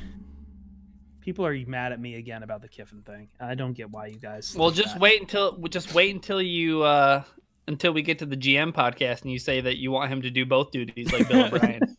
Well, listen, whatever I say, it's not. I will make the guarantee to you guys right now. Chris Spielman will not be on my list of general managers. I hope not. Yeah, he's not going to be on mine either. So, LJ, I just want to say to you on this about this. I recognize what happened at USC wasn't great. Tennessee, I feel like he didn't have enough time there, and that was his error that he left for Tennessee. Left Tennessee for USC. Raiders, he just got thrown into the fire way too early. I think if you hire a guy like Joe Brady, it'll end up like Kiffin. That's just what it is. Some guys too young just aren't ready for that kind of stuff. He's been on record and said he wasn't ready for a lot of that stuff. And at USC, like it didn't work out. It happens. Sometimes it doesn't work out. It didn't work out for Andy Reid in Philadelphia near the end too. It just things happen, especially at USC. Let me tell you, as someone who graduated from USC, lot of meddling boosters at USC. You can go back. I know Petros Papadakis talked about this with Lynn Swann, the athletic director. You know why Lynn Swann became the athletic director? Because someone gave almost like $500 million to put Lynn Swann at the front of the line to become the athletic director. That's the kind of meddling that goes on at USC. And Kiffin also had to deal with all the sanctions that came after, Pete Carroll skipped town right before the NCAA dropped the hammer. So there's that too. Stay in your lane. Brought to you by Lane Kiffin. He didn't but when he went to Alabama, he got it back on track. Alabama was a rumbling, dumb, stupid machine of an offense whose best hope of an offensive weapon was AJ bleeping McCarron. He got there. He revolutionized that offense completely. It's still going there. Yeah, I know. I am not sticking around for lane talk. I was just playing the theme music increasingly louder. Playing you off like an Emmy. Bye, everybody. I miss bye, you Ryan. Everyone say bye to Ryan. I'm allowed to have this damn take. You guys have to subject me with all the other crap takes all half the time. I'm just joking. But yeah, he's not my top pick either. Okay. Don't be so defensive. I am. Swear up. We'll answer maybe 5-10 minutes worth of questions for you guys that are still hanging around on I know Twitch people and want to YouTube. watch Sunday night. Yeah. I do. And I'd like to also, I haven't written anything about this game. I do have an article that I want to write about Matthew Stafford. I was thinking about maybe talking about it on this podcast, but I'm going to wait and put it into words. Will there be a Discord tonight? Discord. You know what? I'll stop in the Discord. I'll stop in the Discord. I do need to take a break. My eyes, I do not get a lot of sleep on the weekend, and my eyes are really starting to itch. And as you can tell, I'm getting like dust up my throat and everything. But I'll stop in Discord for a little bit if people are there. If not, then I'll just be probably playing some video games. Coley asks, how easy is it to get a divorce? You guys seem to know a lot about that. Probably a lot easier than to get married. Good question. Very carefully. You're very funny. Anyone else got stuff we want to talk about that isn't Lane Kiffin related? Because about 20 of the past comments are all about Lane Kiffin. I know. I know how to apparently hit the nest. I just want people to know I am serious about this. I'm not trying to troll. Thoughts on where the Lions will fall in the draft order? I think it'll still be between 5 and 10. I think closer to like 8 at this point, to be honest. I mean, if they lose out, I have to go. Yeah, I just don't think. I think some of the teams just aren't going to budge from the top. Like, I think maybe Washington picks up and the Giants pick up another win. I don't think Denver is going to win another game at this rate. To be honest, I don't think. I think maybe Philadelphia might get a win. Maybe Dallas gets a win. It's kind of hard to tell with the NFC East. Well, they're going to play each other too, right? Like someone's got to get a win. Right. Yeah. And I think Washington and Dallas play each other. So one of those two will probably win. You probably want Washington to win more than Dallas, I would say. I think it's a little harder to catch Dallas at this point. But Cincinnati's not going to win another game. Jacksonville's not going to win another game. So that's your 1 to 3. Set right there. Chargers, they look awful, man. The Chargers look like trash. I don't think they're winning another game. Carolina, Atlanta, do you think they could win another game between those two, Sure. Jeremy? Atlanta's looked competitive most weeks. I mean, even this week, even though they got outplayed by Houston almost pulled out a win today, so I think they could pick up a win or two. Sure. They play Houston plays the Bears. True. They play the Bears, the Colts, and the Bengals, so they could easily beat the Bengals. They could. I think the Texans could play themselves out of that top 10, and it's just a matter of. Who knows? The Lions just beat the Bears. The 3 you want to watch most. I think the 3 you want to watch most: Carolina, Atlanta, and Denver. Because I think those are the ones. They are the ones most hard pressed to get some wins here. All right, I'm going to go rapid fire because suddenly we just got a bunch of new questions. And holy shit, yeah. How am I not myself? Think the Jets, this is something that Chris actually brought up off air. Think the Jets threw on purpose at the end of the game against the Raiders? Ooh. No. That's a good conspiracy theory. No, I just think they're stupid. Yeah, I think they're stupid as well. Not going to answer that question. What position coaches? Hey, bearded Blevins. We're not going to talk about position coaches yet. We need to figure out who they're going to get. Oh, what position? Blevins, you're not going to the playoffs. No, we're definitely going to the playoffs. He's right. Everyone in the Lions Twitter needs to stop doing this. Game out, dude. Game out. You pull off an upset against the Packers, and then people are going to actually start talking about it. Every time you talk about the Lions maybe making the playoffs, I'm going to talk more about Lane Kiffin as an NFL head coach. All right, I've stopped. That is my guarantee to you. Greg Williams always 0 blitz with the game on the line. Yeah, that's true. Greg Williams is there. Yeah. LJS, what position coaches would the Lions want to retain next year? It's a good question. The answer is definitely no one on defense. No offense to anybody working on that side of the ball.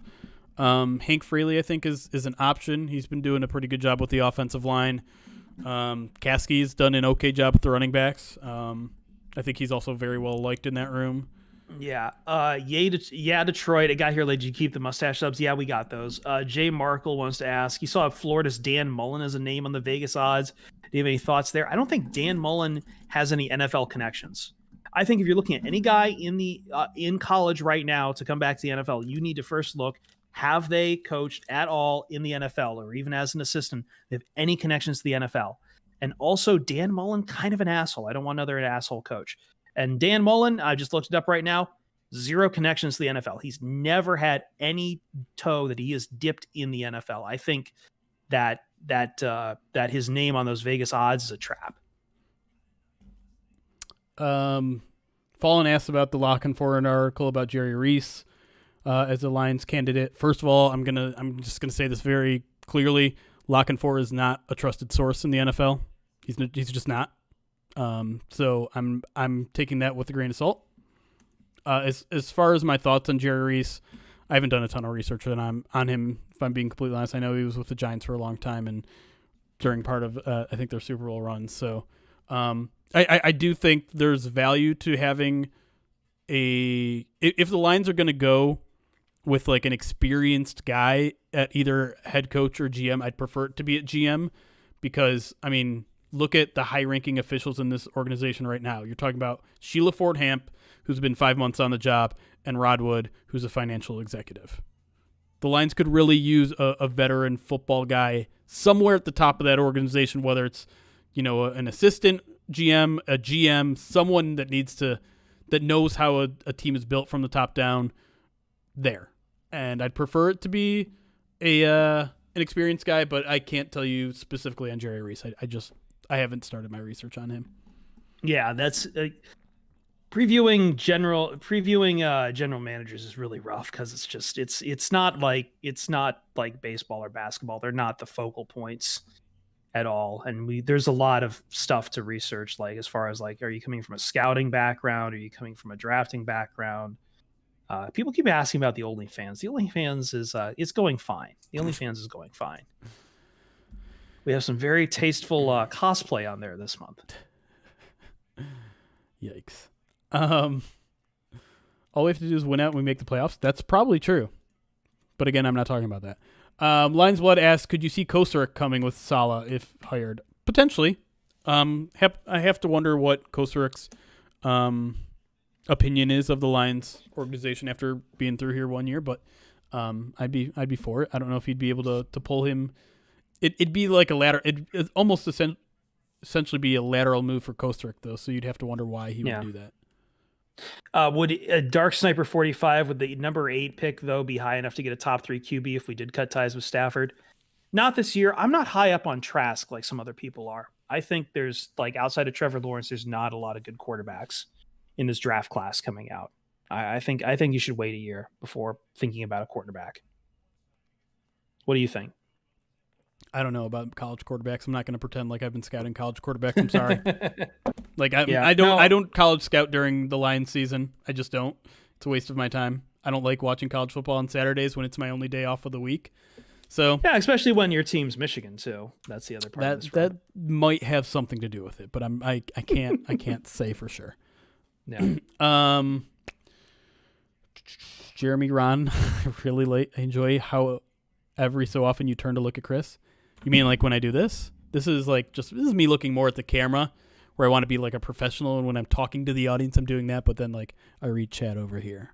2 different monitors. Yeah, and like the order I have, I'm actually looking towards Jeremy right now on my monitor, but on Jeremy's stream, I'm like looking away from him.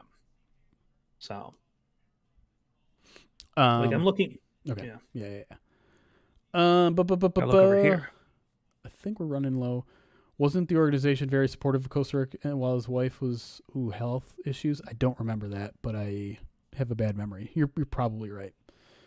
Do the Jets win another game this year? They play the Seahawks, Rams, Browns, and Patriots. I think they can beat the Seahawks. I'm not going to lie. Seahawks, Rams, Browns, Patriots. Most winnable game on there is Seahawks. Yeah, I don't think they win a game. Yeah. 0-16, here we come. More impressive. More question is, do you think the Steelers will finish 16-0? No. Where do you think they're gonna trip up? Let me pull up their schedule. Because I know they're playing Washington, then they play the Bills or Colts will beat them. Bills, Colts, and Browns. Washington, all 3 Bills, Bengals, Colts, Browns. They got 3 losable games on there. They'll lose 1 or 2. Yeah, I think they're going to lose to the Browns. Last game of the season? Yeah. They might not be playing. They literally might not be playing for anything. We'll see how the Chiefs do. But remember, there's only 1 bye week given out to conferences this year. So if the Chiefs only are a 1-loss team going into that final week, then the Steelers will have something to play for. That's true. Yeah, just to get that home field. Yeah. Home field and a bye week, the only bye week. Oh, bye week. Yeah. I'm sorry. I'm kind of tired now. As I said, my eyes are kind of itchy. Got to shower after this. You keep the mustache? Yes, I did get the 5 subs. Thank you to, who was it? I totally spaced. It was Uncle Indigo gave us. Oh, and there's another Ruby request in the chat. I think I missed one. Guys, I'm sorry. I've picked Ruby up from his sleeping spot on his couch twice. He will get like I can't. We'll do it on another stream. Like I can't here. I'll try to point the camera over to him so you don't. There, you can see him. He's like on a lump over that white pillow. Like I can't pick him up anymore. He's too comfortable. It's not like a dog where a dog's always ready to come over there. Ruby wants to sleep. And by the way, John is adorable. We love John Blevins. He's adorable. Yeah, we love John. But he knows he's trolling himself when he says he thinks the Lions are going to win out and make the playoffs. The catch-up, how are the Browns good this year? Very carefully, first off. After that, I mean, they've had the good pieces, man. They've been collecting those good pieces. Play well as a team. Maybe not. Maybe they're not, not the best quarterback out there and everything, but they got Chubb. They got good defensive pieces, man. Like, I just think we're not conditioned yet to think about the Browns as a 10-win team. And they're going to have 10 wins before the end of the year. Hellboy Kurt with the 100 bits. Thank you. Appreciate that. He asked, would the 08 Lions beat the 2020 Jets? Ooh. I'm going to say yes. I don't think so. I'm going to say yes. I have no basis for that. I just have a good gut feeling. Nope. Because like the 08 Lions, they were in a lot of those games too. Right up until it kind of fell apart. The Jets, I don't know. People always say that the Lions were in a lot of games in 2008, and I don't think that's really true. I might be thinking of 2009. That you might be right. But I don't know. These Jets are really bad, man. Like, I think the only thing in the Jets' favor is Sam Darnold can at least throw downfield. Not accurately, mind you, but you can do it. Everyone in chat thinks the Lions would. I think you guys don't. I think you guys are either too young. Maybe we have a bunch of 11-year-olds in the chat who didn't see the 2008 season and how bad that defense was. Like, you think things are bad on defense right now? They were worse back then. No, I'm absolutely basing my analysis on them beating the 2020 Jets on like their offense, but I can't. Yeah, Orlovsky better than Darnold? I don't think that's true. I would love to do. Orlovsky's not better than Darnold. Darnold, for all of his failures, never ran out of the back of an end zone. If the 2020 Lions with Patricia play the 2008 Lions, what's the score? John Whitaker asking the important questions.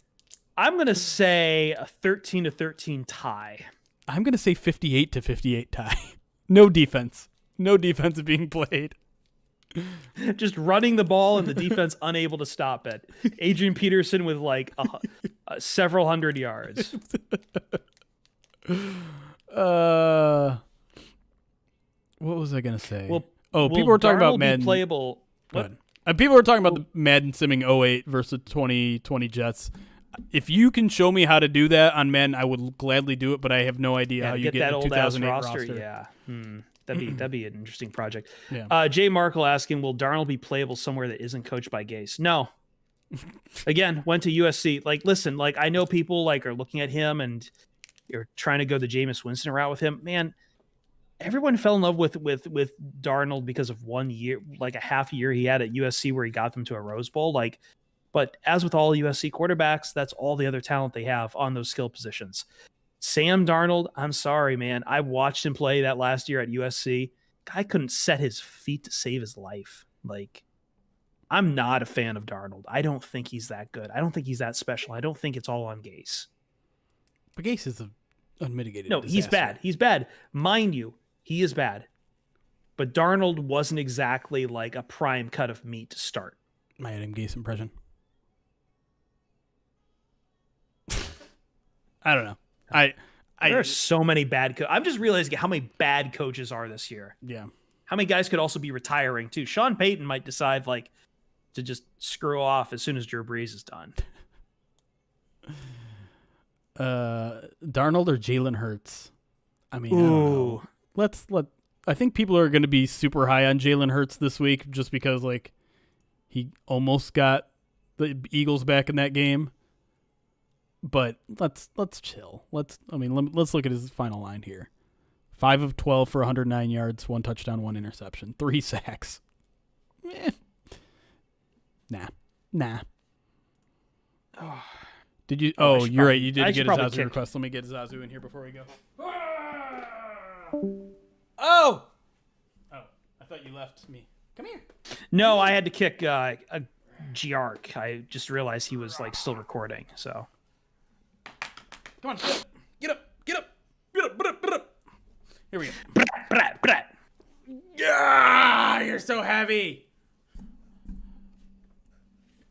Sean Payton loves Vicodin. Okay, that's a weird thing to put in chat. Puppy. I'm not gonna say anything about that. Oh, what was that? Was that a half yawn? There's the whole yawn. What breed is this? We call him a hound mix. Not sure what breed he actually is. But he's 60 pounds. He just went to the vet this week because he keeps licking himself. So he's got some allergy medicine. He's got a very pink belly that I like to slap. Love that pink belly. Put the earphones on him. Here you go. Ready? He's the new streamer. Oh my god, this FLAC download is gonna take forever. Oh no. Hold on. Oh, you don't like this. All right, never mind. He didn't like it. Ugh. Yeah, I wouldn't like it either. He didn't like you guys, Twitch chat. I'm sorry. He just told me. Don't want to derail He said you guys were being too toxic. Said you guys should really have a more open mind about Lane Kiffin. Gotcha. That was weird. That was his words. accurately. What am I hearing now? Oh, sorry, I was just checking. I just realized I had another one of my recorders still running, so I was gonna try to slice it down, and I just realized, you know what, I'll just do it later. I'm looking at the 08 Lions roster on Madden, and they would beat the Jets just based off of overall. Okay, well that's Someone pointed out their that's point Madden. differential too. I'm sorry, I'm not looking at it right now because I'm saving some files, I saw but that too. their point the 2008 point differential is really bad. It's like minus 200 some. Well, okay, it's hard to. Lions point differential is minus 249. The Jets are at minus 173. So what's that per game so far?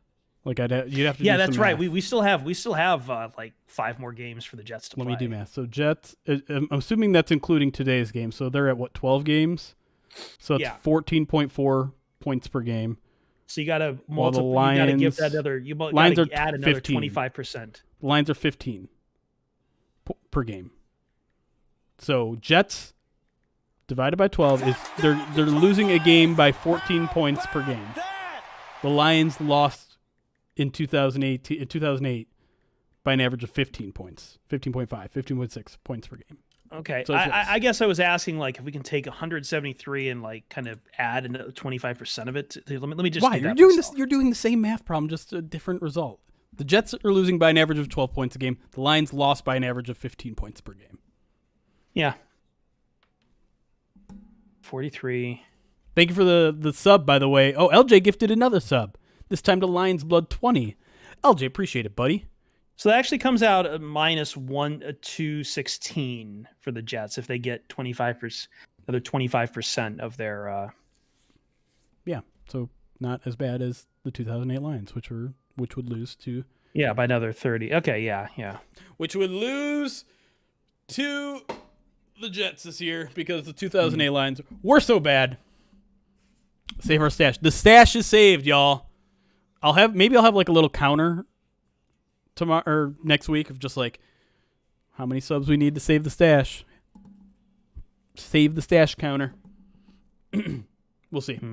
I think it's about that time, y'all. The game's about to start. I got to get to writing. Chat is talking about my mustache, which is always. I got to take a peek. Chris has got to take a leak. Didn't take in factor SOA. What's SOA? Strength of butts. I don't know. Anyways. Oh, he meant strength schedule, but yeah. Oh, I guess the S and the A are close. True. I mean, if you want to try to make an 08 roster on Madden, whatever, and somehow I can use it, I don't know how Madden works, but sure. If you want to try Hellboy Kirk, go for it and let me know. Anyways, thanks for all joining us, everybody. Do we want to raid someone? Let's go raid Super Squares. I heard that was something people wanted to do. If you haven't already, Super Squares is a fun game where you can win prizes for a free app where you're just kind of predicting what happens in a game. I've won almost $3,000 worth of prizes this year, including a sweet-ass gaming chair that hopefully I'm going to have in the next couple of weeks, and $750 of Amazon gift cards. I've been living it up there, so you should go over there, check out our good friend John Blevins, 80s Dave. They have a really good time during games, win some prizes. use me as your referral code, because when you use someone's referral code, they win prizes too. So if you use me as a referral code and you win, I will get to win too. Anyways, go over there. They'll ask a bunch of questions if you have them. And we will see you Wednesday for First Bite, doing other stuff. Bye! And wait for YouTube. 10, 9. Hi, YouTube. Sorry, you don't get to raid with everyone else. 6, 5,